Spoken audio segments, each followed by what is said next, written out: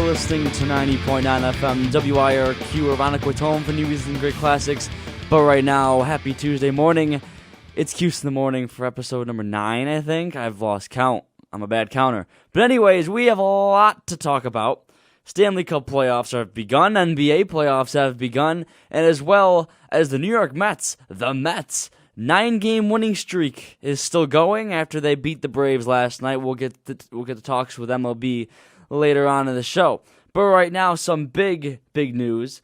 The NFL schedule came out last night, and I was very eager to see what games who was playing who, and all that fun stuff. And I was analyzing, obviously as a Seattle fan, I was looking at their schedule, but I was looking at the Bills' schedule as well because they're a local team. And Buffalo has a good chance of making the playoffs this season as long as they stay smart and healthy, which is not hard. They opened the season against Indianapolis, which is very interesting. It's a home opener against the Colts. That'd be a great game. And then they have primetime games for the first time in a long time. The Buffalo Bills have, I think it's been first time maybe 4 or 5 years they've had a Monday night game. Last time they had a Monday night game, I think it was against Cleveland. But they have one against the Patriots, and they also have a Thursday night game against the Jets. So schedules are out right now. Go on NFL.com and look. Or just download your favorite team's app and just look at the schedule for the season. It should be up. But anyways,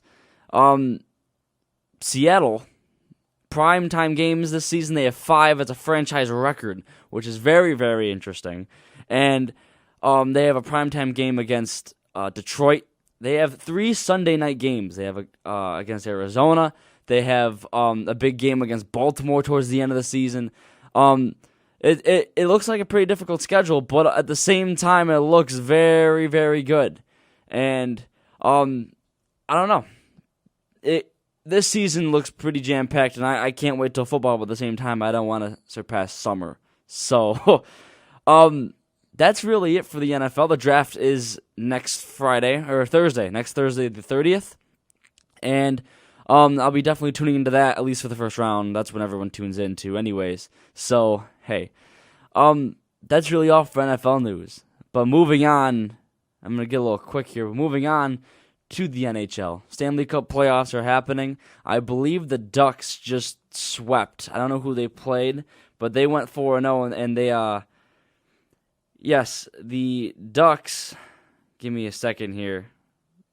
No, they played tonight. I'm sorry. I must have heard wrong. But here's your NHL scores from last night. Blackhawks beat the Predators in overtime. In triple overtime, I'm reading, 3-2. Caps beat the Islanders in overtime, 2-1.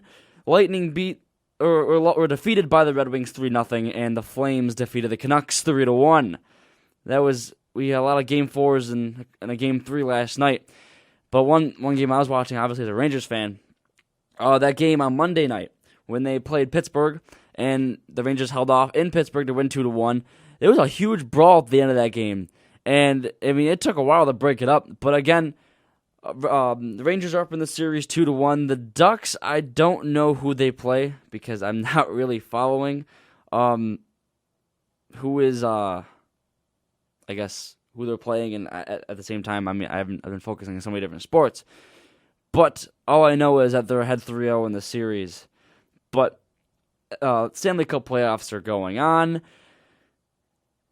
The teams that the one game that I did not expect to be extraordinary in a way, I thought the Predators would take care of the Blackhawks, in my opinion. I said it was going to be a good series, but I thought that Chicago did not have a good chance against Nashville. But again, hey, we never know. It's the NHL, Stanley Cup playoffs. And everyone thought the Rangers were going to tank, but they're up 2-1 in the series against Pittsburgh. They play either tonight or tomorrow in Pittsburgh for Game 4. So, with that being said, NBA playoffs we move on to, and which is very interesting. I read a little bit about it. I didn't watch any of the games. I mean, there's a lot to watch. And I did hear that the Cavaliers beat the Celtics. They beat them 99-91. Here's a score up here. Wizards beat the Raptors in Game 2, 117 to 106, and the Rockets beat the Mavericks in Game 2 as well, 111 to 99. I know there's a couple other games tonight. I don't know who's playing, so that's my fault. But again, there's just a lot of news and a lot of playoffs going on. And like I said, NHL and NBA. My pick for the NHL playoffs, I don't know for NBA because I want the Clippers and I want the Clippers and the Raptors, but I believe the Hawks have a good chance of. They're the number one seed, but I believe that the Hawks have a good chance to make it to the championship because just how great they've been playing this season. But NHL, I do believe it's going to be the Rangers and the Ducks. There's been a trend on Twitter and on Facebook and whatever social media there is for the Rangers. It's hashtag change the ending. Now, the change the ending is because they made the Stanley Cup last season, and then they got destroyed by the Kings. They lost the series 4-1, I believe. So, Rangers are looking to come back and do it again and actually win it this time. First time since '94 they would win the championship. So, that's big for New York fans, at least. Obviously, the other New York teams, the Islanders, are still battling with the who are they battling against? I just saw it. See? Look at me. Today's my Monday.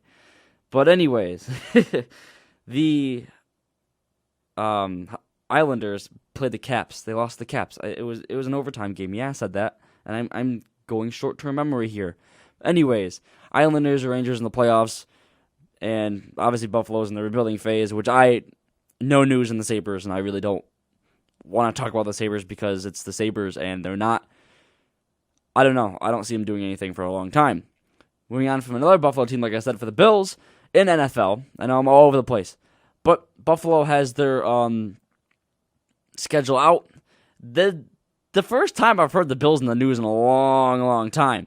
And the reason I say that is because they haven't had the team that they've had in a long time. They have now with LaShawn McCoy. They have Percy Harvin, as long as he stays healthy and effective. They have still Sammy Watkins, who's a great receiver. Now they have a battle for quarterback, and they don't not relying on a backup. They still have E.J. Manuel, who I don't know if he'll get a chance or not.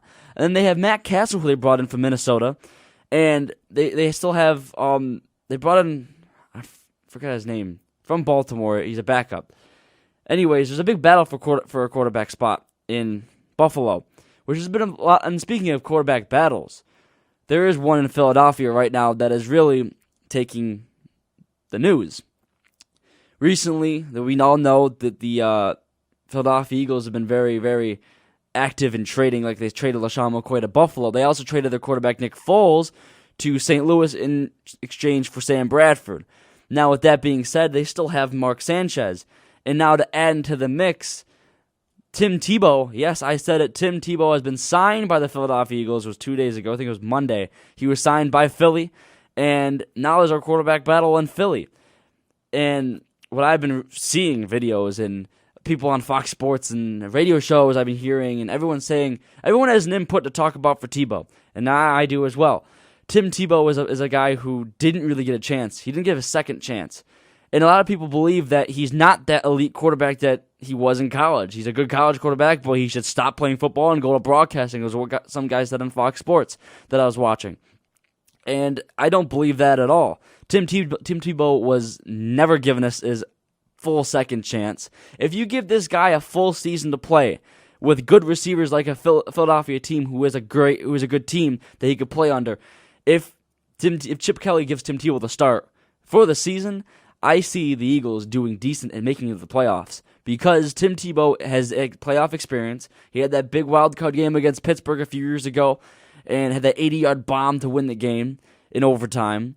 He's had playoff experience, and Philadelphia missing the playoffs last year, who was expected to win the NFC East, ended up blowing it and losing the division to Dallas. So now you have a Philadelphia team that's just like, whoa, lots happening right now. They lose LaShawn McCoy, but they get DeMarco Murray as a replacement. It's a great replacement. They end up getting Tim Tebow, trading Nick Foles for Sam Bradford, and now you have the big trio for the battle for quarterback. And I find that great, but at the same time, I want Tebow to start. He deserves a chance. Bradford had his chance. His career is full of injuries. He never had, again, he's had a second chance, but then he got hurt. Mark Sanchez has had his second chance in Philadelphia. He had his chance in New York. He had the playoff run. Tim Tebow is the one guy that has not gotten a second chance as quarterback that I've known, and it is a long time coming, and I do believe how hard he's been working to stay in the NFL over the years, getting tryouts from New England, getting signed by the Jets. Going to Philadelphia is another chance for him to prove himself. And, I mean, you can't always, be given these opportunities. You have to earn it, and I believe Tebow can earn it. And I do believe that he is worthy of a starting spot. Now, many people don't agree up in the higher-ups of those so-called experts, but what do they know? They're not the decision-makers. So, if I were Chip Kelly, I'd be analyzing your three quarterbacks very, very closely and see who's got the one that gives you wins. I mean, Sam Bradford, I don't know why you traded him. That was a whole St. Louis win right there. Bradford was traded to Philadelphia. If you put him as a starter, he is going to be riddled with injuries, and you're going to have a risk of that. Then you got Mark Sanchez, who had a good second half of the season in for the injured Nick Foles at the time last year, and did good. But he has a past of success, although he had a big slump in his career. Maybe he's coming out of it. But then you got a guy like Tim Tebow, who still hasn't gotten a second chance. He has a playoff experience as well as Sanchez. So really, in retrospect, it looks to be down to Sanchez and Tebow in the regular season to see who starts. But again, you don't know. So I do believe that Tim Tebow should get the starting job, and I've said it. Numerous people have said it. Everyone has their input. He is the guy that has not gotten his chance and deserves to play football, not retire and be a broadcaster. I admire his work ethic into staying in the NFL, and he deserves a second chance. So, moving on from that, we're going to take a quick little break here on Cuse in the Morning. It is 9:54 in the morning, and for anyone who is watching later on, I don't know what time it'll be for you. But hey, you're listening to 90.9 FM WIRQ Cuse in the morning, because I'm fondling with a cord. Cuse in the morning, and I will take a break. And when I come back, I'll be talking about the 9-game win streak. Oh, I said it. 9-game win streak for the New York Mets, and many MLB scores to come. I will be right back and play you guys some breaking benches, because why not? To get your Tuesday morning started. Be right back. What's up, everybody? You're listening to Cuse in the Morning on 90.9 FM WIRQ, Irondequoit's home for news and great classics. Here's part 2 of Cuse in the Morning for today's episode. As I mentioned earlier, for those who are just tuning in, I had a long speech about Tim Tebow and how he should start in Philadelphia. I talked about the NHL playoffs roughly, because I was butchering that really bad, and especially with the NBA playoffs that are undergoing as well as the hockey. Now, I promised before the break I would mention it now. The New York Mets. Hang on, my phone's playing music. The New York Mets are going on a 9-game win streak right now, and they're trying to extend it to 10 today. And they play the Atlanta Braves. Last night I was sitting at home watching the Mets game. They demolished the Braves 7-1. Everyone said that they were going to choke and get crushed by the Braves. The Mets are undefeated at home right now. They are they're 7-0 at home, I believe. 7 or 8-0 at home. And they've had this huge long homestand. And even though the Mets have been crushed with injuries, they still prevail. They had a new catcher, Plucky. His last name is Plucky. It's funny because his parents flew to from Indiana to New York to watch his son play his first game. He ended up getting an RBI. He went 2 for 3. Mets catcher Travis d'Arnaud was injured with a broken pinky after getting hit by a pitch in the pinky a couple of games ago against against Miami. And David Wright, who against Philadelphia had a hamstring pull, who was out for 2 weeks. And then their star closer, Jerry Blevins, is out with a broken forearm for 6 weeks. So the Mets have had some key injuries this homestand this early season, but they are still 9 games in a row. And here's a cool fun fact that just got me so excited. The Mets right now are 11-3. They were the first team in the National League to hit 11 wins this season. The last time the Mets were 11-3 was 1986. That year, the Mets won their second World Series, and their latest so far. that got me excited. But again, it's an early season, and they're doing good, but they need to keep it up until the All-Star break. The New York Mets have been struggling after the All-Star break for the last 10 years. It's the same story every year. They do good in the first half of the season, and then they peak in the first half of the season, and then they start to stop, and they start to slow down in the second half, and then they miss the playoffs. As long as they can continue this win streak, they have Atlanta for a couple more games, and then they go across town to the Bronx to play the Yankees for 3 games, and then they go to Miami for a road trip, and then they come back to play Washington. Many of these games, all the games so far this season, have been divisional games, which is good. If the Mets can dominate the NL East, they should be fine. And I am as excited as a Mets fan, and I've read so many people's comments, and funny, a comedian, Jim Brewer, who's a diehard Mets fan, he has a Mets fan recap every night of the games, and it's just so crazy how this team is starting to take fold. And all these young players, and it was just a matter of time when they have dominant pitching, and just a matter of time when they were gonna show up and play baseball. And I'm really glad that they're doing it right now. They're 11-3. They play today against Atlanta, and hopefully they make it to 10. They make double digits. But as what I'm hearing, I walked in today. I watched the Mets game, and I went to bed. Apparently, there was a big brawl in Oakland, and I have no idea of what happened with it. I guess there was a bench clearing brawl, which I love watching because those are so fun and hilarious to watch. There was a bench clearing brawl in Oakland with the A's and the Royals. I will get to you more about that later. I guess I don't know. I'll look into it. I guess there was a brawl. That's what I've been told. But what I read this morning coming in is that David Ortiz is dealing a suspension after making a physical contact to an umpire. They're bumping him or shoving him or whatever, which is obviously unsportsmanlike. And now he's suffering a suspension. I don't know how long it's going to be, but I think it's like a week or two for shoving an umpire, he's a veteran. I don't know why he's doing that. But obviously, a lot of news coming in baseball, and obviously as a Mets fan, I'm excited, and I can't express enough how excited I am, and I hope they continue to do well as much as any other fan would like. But my game of the night would have to be Washington and St. Louis. I was watching the Mets game, and they're talking a lot about it because it's a division rival. The Nationals and Cardinals took the game to 10 innings, and it was a walk-off home run that had the Nationals with the win, and they're now 7-7.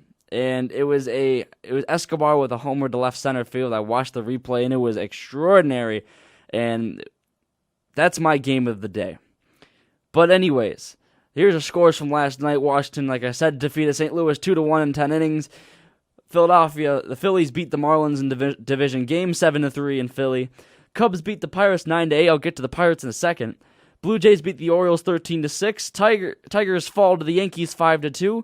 Mets beat the Braves, like I said, 7-1. Red Sox beat the Rays 1-0. Indians beat the White Sox 6-2. Royals, it wasn't the Royals. Who am I getting this from? Where am I getting? Oh, okay. Was it Oakland that had a bench clearing brawl? They weren't playing against Kansas City. I don't know. Royals have played the Twins 6-5. Beat the Twins 6-5. There's a high-scoring affair in Milwaukee as the Reds beat the Brewers 16-10. Am I watching football? Padres beat the Rockies 7-6. Rangers beat the Diamondbacks 7-1. Angels beat the A's 14-1. I don't know. Maybe this was frustration. They cleared the bench. I don't know what happened. But anyways, Astros beat the Mariners 6-3, and the Giants defeated division rival Los Angeles Dodgers 6-2. So, we know the Yankees are struggling, and a big win today against Detroit, who's the first team that hit 10 wins in the AL, and Detroit looking red hot, and now the Yankees are struggling. A-Rod's getting his bat back, but at the same time, their team is just slumping, and I don't know what else to tell you because the Yankees have been slumping for a long time. And it's funny because I read something on ESPN that had an article last week that they interviewed Derek Jeter, the former Yankee who retired this past season, and they're like, do you even talk, my voice is cracked, do you even talk to the Yankee squad, or do you go to the games? And he's like, I honestly just don't talk to him. I stay out of contact and blah, blah, blah. Like, he didn't care, and I found that very funny and interesting. I mean, you got a guy who's been playing for baseball for 15 years or so, and he retired and doesn't want anything to do with the Yankees, the team he's played for 15 years. I mean, I don't know. He's moving on to bigger and better things. But there's a whole lot of baseball on today. There's playoff games in hockey and basketball tonight. I don't know who's exactly who's playing, but I think for hockey, I think Anaheim and the Rangers are playing. The Ducks and the Rangers are playing, not against each other. But a lot of playoff games tonight, a lot of baseball games on today. So if you want something to watch some baseball in the afternoon, go sit down and eat some food and watch some baseball. And then at night, if you're relaxing, go watch some hockey or basketball, or whatever you decide. But there's a lot of sports going on today and throughout the week. NFL draft is this coming Thursday. I don't want to miss that. I don't think you'd want to miss that. So stay tuned onto that. And NFL schedule came out yesterday, and it's looking pretty good. Off-season workouts have started today, and no, they started Monday for 25 teams. The rest of them start this week, and football is getting back in the swing of things, at least for off-season programming and workouts. Once the draft hits, then all the hype is over. The draft will be over, and then they can start worrying about who's playing what. What are we going to do? The money financial is all gone. The trades are all done. The free agency is done. Draft will be over, and then they can start worrying about training camp. And then when training camp hits, I know Buffalo comes to Fisher every year to do the training camp, which looks fun to attend. I haven't gone to one. But once training camp hits, preseason hits, and next thing you know, we're in September, and it's kickoff. So, Bills have some high hopes. I have high hopes for the Bills. The AFC East, I will tell you, is going to be a very difficult division. One team that will get shut out will be the Jets, in my opinion. They are a struggling team, and they will continue to be.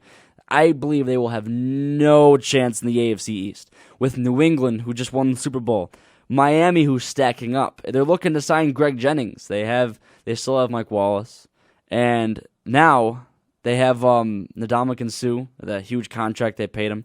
They have Ryan Tannehill still, who's a great quarterback, and they're bulking up their offense and their defense in that matter. Then you got the Bills, who obviously a great running game, a great defense. The only person they lost was Kiko Alonso to that trade for LaShawn McCoy, which in my opinion was worth it. And the Bills are going to be a threatening team, as well as the Dolphins and the Patriots. It'll be a good AFC East battle. I don't know who's going to win it. Season hasn't started yet. But I do believe if Buffalo does play well, they can go at least 11-5 or 10-6 and make the wild card at least and make the playoffs. I will mark my word now, April 22nd, 2015, at 10:08 a.m. The Buffalo Bills will make the playoffs this season as long as they stay healthy and LaShawn McCoy has a normal season. That is a normal season for him, which is last season he was leading the league in rushing. So, and as long as they have situated in quarterback position, I would go with Matt Castle as your quarterback because he's a veteran, he has experience. They did that with Kyle Orton. He had experience, even though he was a backup, but he had experience, and he did well. They just missed the playoffs. I would not go with E.J. Manuel because he's had his chances. He's had one too many chances, in my opinion, and he does not deserve a starting job, in my opinion. Speaking of chances, I'm going back to Tim Tebow. I had that huge spiel about Tim Tebow earlier in the show, and mark my words, Tebow should start in Philly. I don't know why they would sign him just to play backup. If they sign him for a reason, something's going on in Chip Kelly's head, and I don't think it's insanity. I think there's some logic behind it. And signing Tebow and having him as your starting quarterback will be a step forward in the direction of Philadelphia, in my opinion. So, with that being said, a recap, baseball today, NHL and NBA playoffs tonight, and draft on Thursday, April 30th next week. Till next time, I'm Mike for Cuse in the morning. Till then, I guess, see you later. Talk to you later. Watch some baseball. I'm out.